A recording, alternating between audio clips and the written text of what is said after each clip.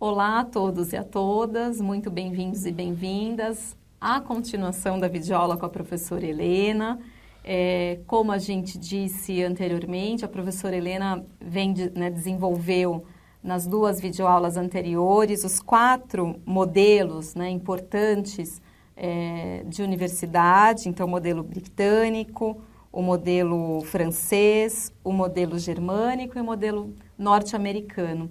E agora, professora Helena, como a gente mencionou que teríamos essa parte agora na continuidade dessa videoaula intitulada Formação de Professores do Ensino Superior, Concepções e Práticas Bem-Sucedidas, e aí o grande tema, a ideia de universidade, os modelos de formação concebidos ao longo da história, a gente chega na nossa história, professora Helena? E aí a gente vai para o caso brasileiro e o caso da Universidade de São Paulo.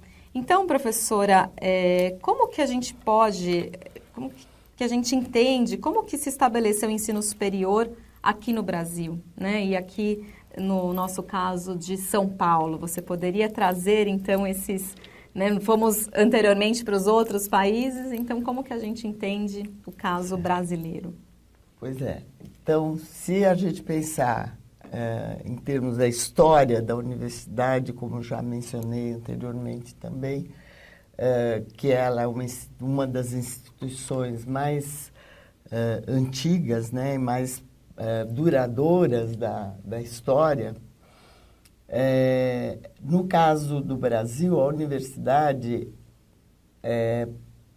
ela é talvez uma das instituições mais recentes e até na América Latina uma das últimas instituições a serem criadas, porque diferentemente da tradição portuguesa, a tradição espanhola instituiu logo nas suas colônias as universidades, às vezes até ligadas ao clero.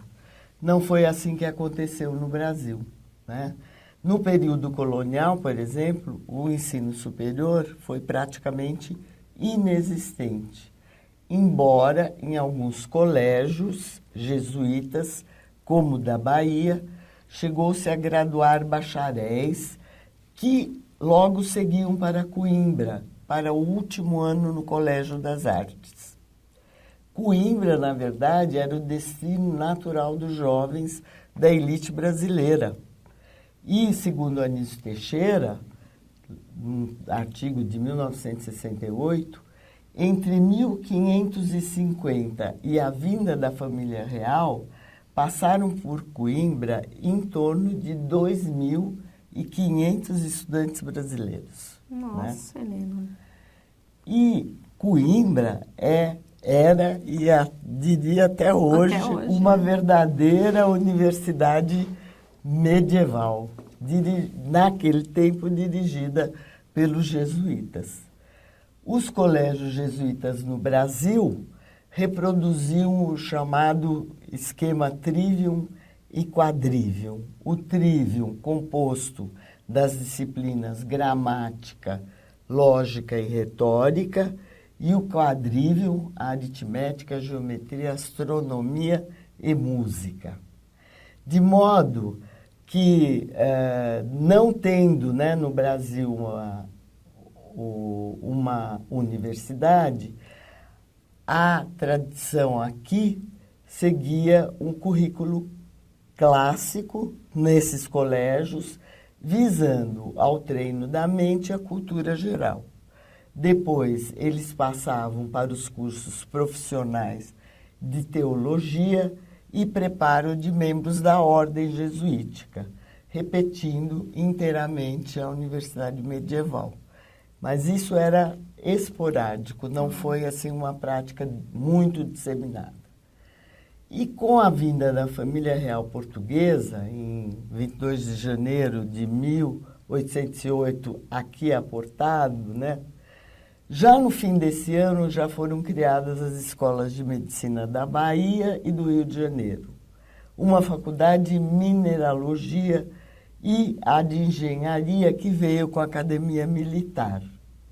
Além disso, foram criados já um pouquinho mais adiante, em 1827, exatamente no dia 11 de agosto, as faculdades de Direito de Olinda, que depois foi transferida para Recife, e de São Paulo, no Largo São Francisco.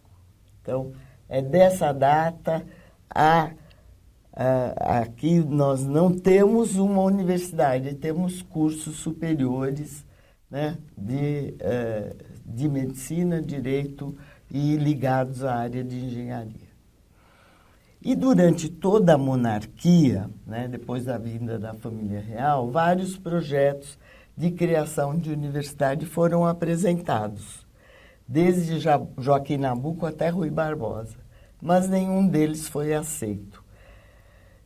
Diríamos até porque alguns diziam assim, mas nós não temos tradição para ensinar, certo? Como na Europa, nós não temos uma tradição.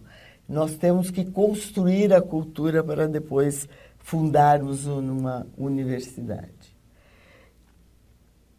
Mas em 1920, olha, já chegamos no século XX, tivemos a criação da Universidade do Rio de Janeiro.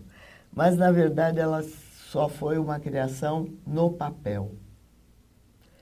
Ela teria sido criada em virtude da necessidade de ser outorgado o título de doutor honoris causa ao rei Alberto I da Bélgica, como parte das homenagens que deveriam ser prestadas protocolarmente por ocasião de sua visita oficial ao país.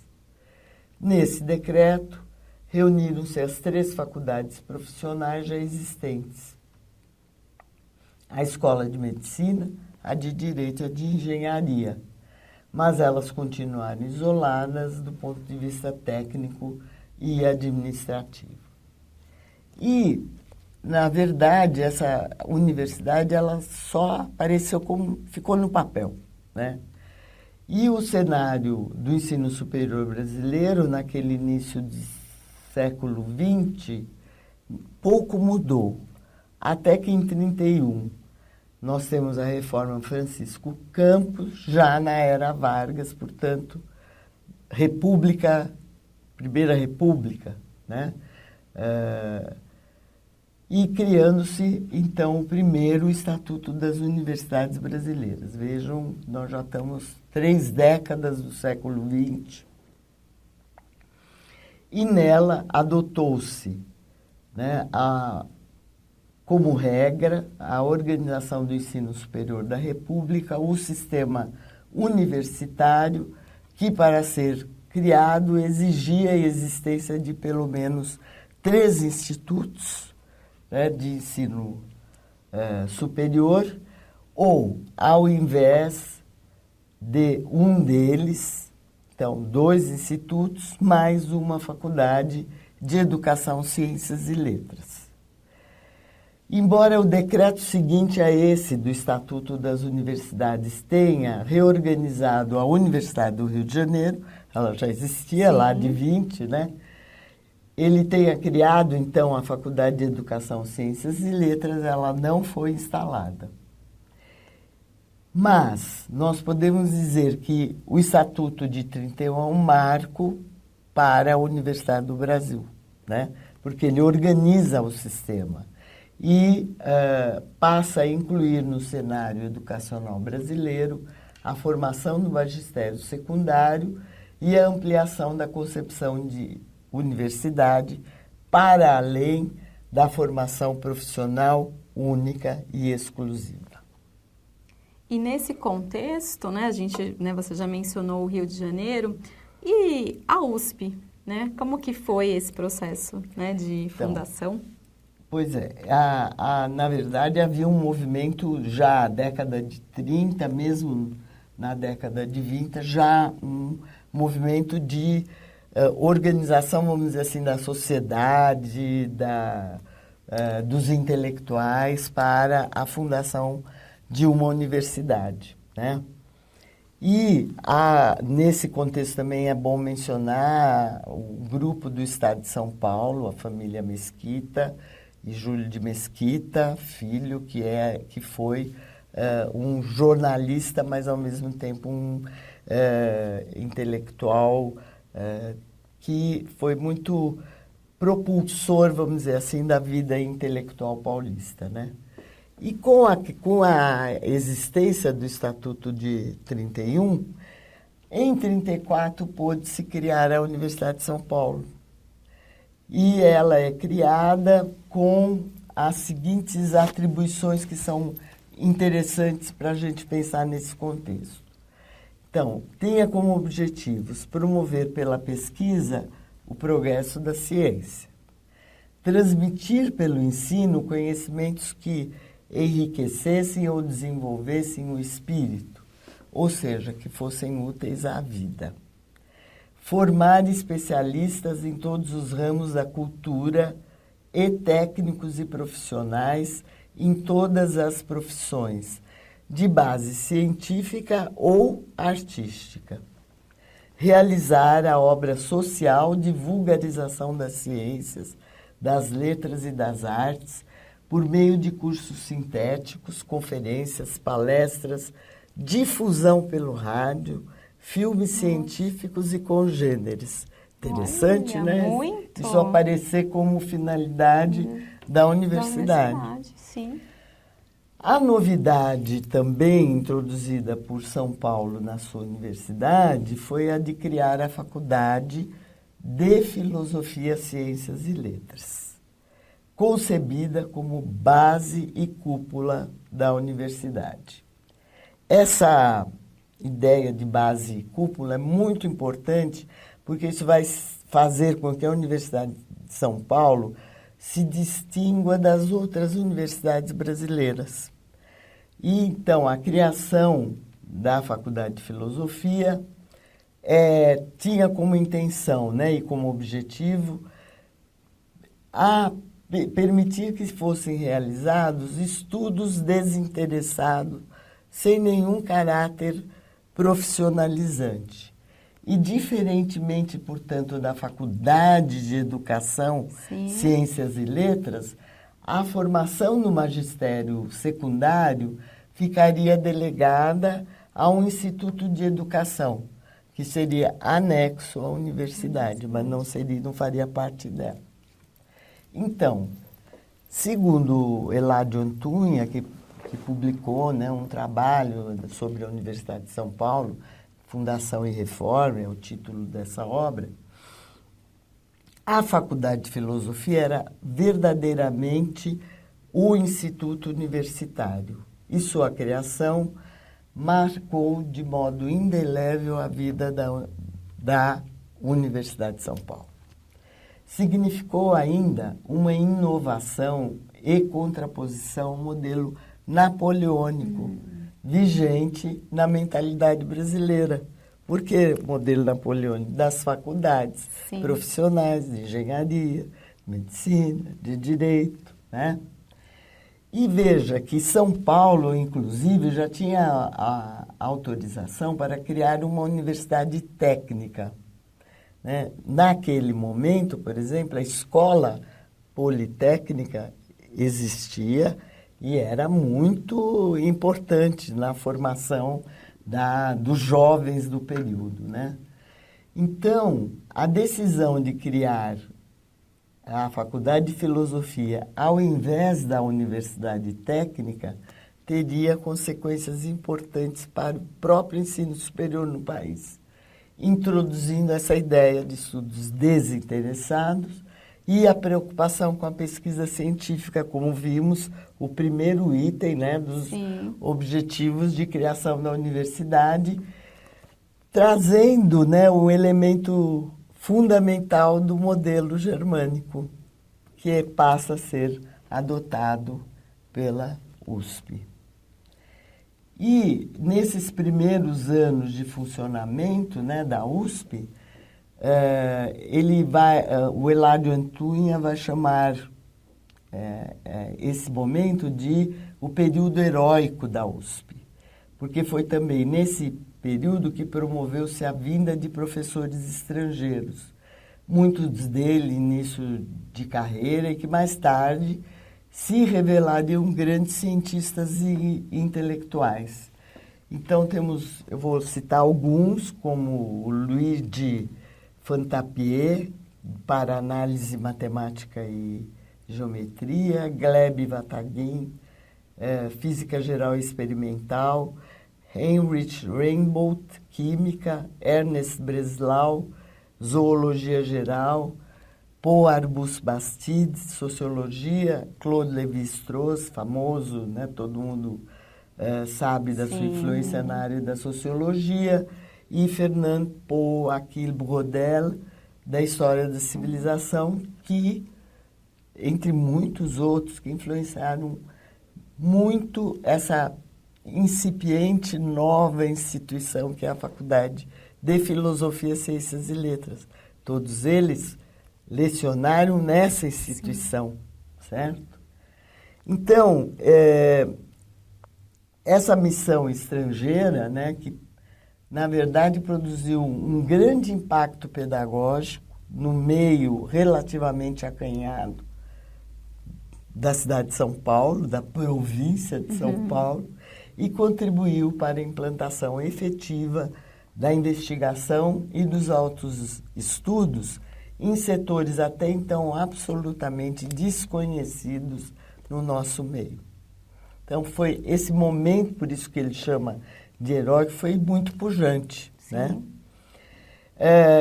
Só que para o Eládio, em 1938, esse momento encerra-se.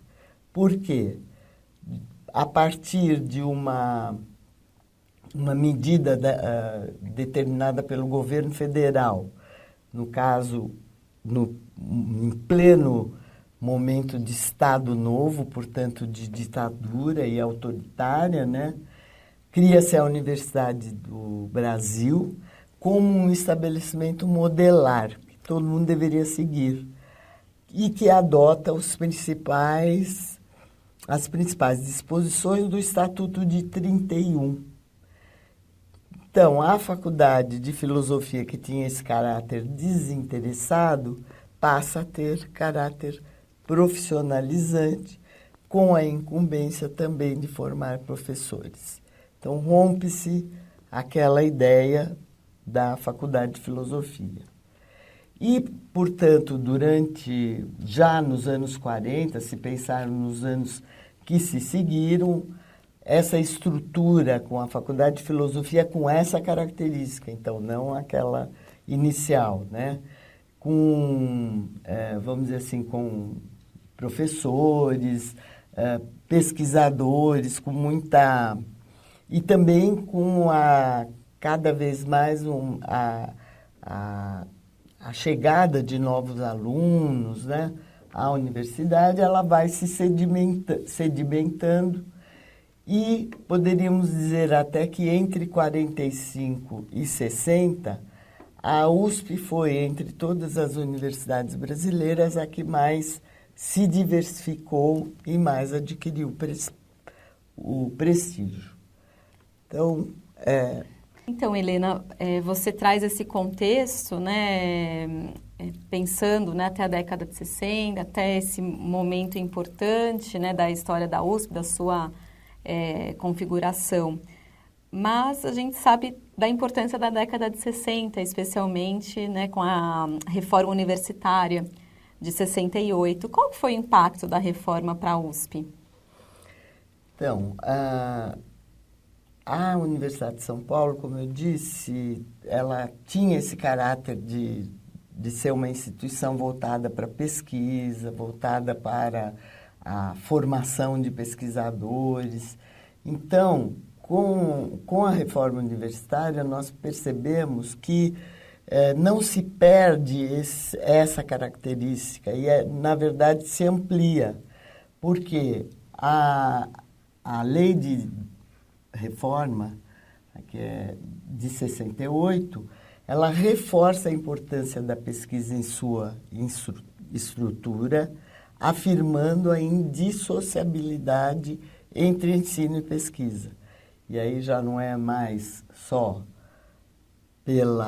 para a universidade, mas para todas as universidades brasileiras, e também pela criação dos cursos de pós-graduação estrito sensu, aproximando-se, portanto, muito mais do modelo germânico.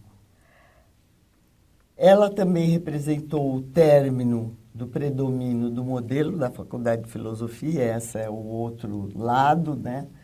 Substituído pela criação dos institutos de pesquisa básica, deixando, portanto, para as faculdades e escolas a incumbência da profissionalização. É essa estrutura que a Universidade de São Paulo adquire a partir da reforma.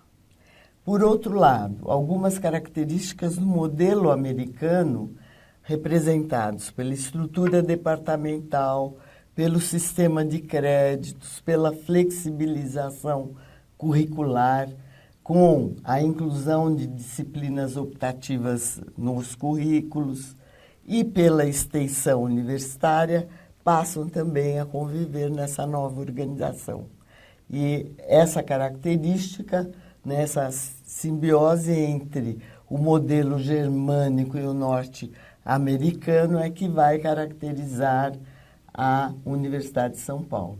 E desde a implantação dos cursos de pós-graduação a partir dos anos 70, a USP vai experimentar um crescimento extraordinário, tanto do ponto de vista quantitativo como qualitativo, no que diz respeito à pesquisa, porque foram os anos de criação e consolidação dos cursos de pós-graduação. Se analisarmos esses dados, podemos perceber que todo o esforço realizado pela universidade após a reforma acabou incidindo na pesquisa e na consolidação dos cursos de pós-graduação. E é nesse quadro que a questão da formação do professor universitário deve ser pensada. Sim. Porque os cursos de pós-graduação também têm a função de formar os futuros docentes das universidades e do ensino superior em geral. É exatamente por essa característica que fizemos toda essa digressão sobre as concepções de universidade, que forjaram seus modelos pedagógicos em sentido amplo. Então, estamos diante de um modelo no qual a formação do professor é uma espécie de acessório na sua formação especializada. Fazer convergir, portanto, o geral e o especial é a aposta que fazemos ao discutir os diversos modos pelos quais a missão da universidade pode ser pensada. Nossa, Helena, eu penso que essa história, que você traz da USP e que todos nós, muitas vezes chegamos nesse momento mais recente, não temos nem ideia, imagino, nossos pós-graduandos, pós-graduandas, imagino que muito do que você trouxe aqui não era claro, quer dizer, a gente vive a academia e muitas vezes, replica, faz as coisas, até leva, como inspiração para as instituições que a gente trabalha, para além da USP, no caso de um professor que é formado aqui, mas não atua, os pós-graduandos, pós-graduandas, e esses dados são fundamentais para a gente pensar nessa missão e como que isso, e essas dinâmicas mesmo da vida universitária, como que isso vai sendo forjado, vai sendo modificado. Então espero então que tenha colaborado para que essa reflexão aflore e que algumas das questões particulares possam ser pensadas num contexto mais amplo, seja histórico ou pedagógico. Os dois, com certeza. Muito obrigada, Helena, pelas suas valiosas contribuições e muito obrigada também aos pós-graduandos e pós-graduandas que estiveram conosco e até mais.